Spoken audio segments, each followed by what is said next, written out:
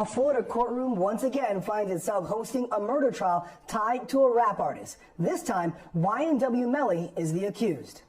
Monday was day one in the double murder trial. Melly, whose given name is Jamel Demons, is accused of killing two men he called his friends. In October of 2018, Melly's best friend, Cortland Henry, showed up at a Miami hospital claiming his friends were caught in a drive-by shooting and were bleeding out in his car.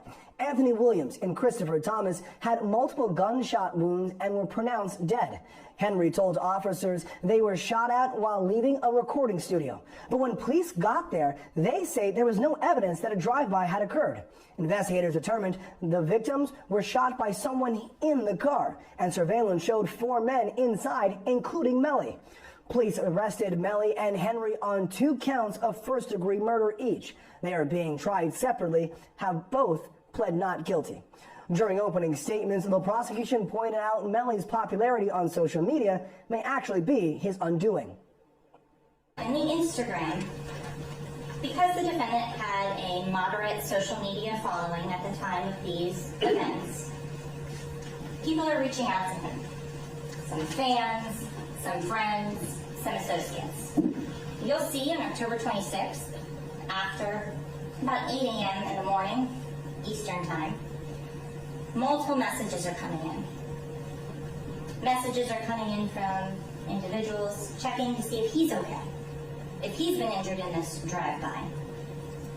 If it's true that Anthony Williams, who's also sometimes referred to as Zach, and Chris Thomas, who is referred to as Juby, are really dead. One individual, and specifically, sends out, and I want to quote the message exactly that you will hear, and says, right after this, yo homie, you good? Let me know something. And so, ladies and gentlemen, this is where context matters. What does that mean? If you work at Google and you say, my whole floor is coded, that's a good thing. If you work at Broward General Hospital and you say, my whole floor is coding, that is a bad thing. The context around the messages matters. So in the context of this message, this individual is reaching out, asking if Mr. Demons is good, after he's been tagged in multiple social media posts about this drive-through, this shooting. And Mr. Demons responds very succinctly, I did that. Shh.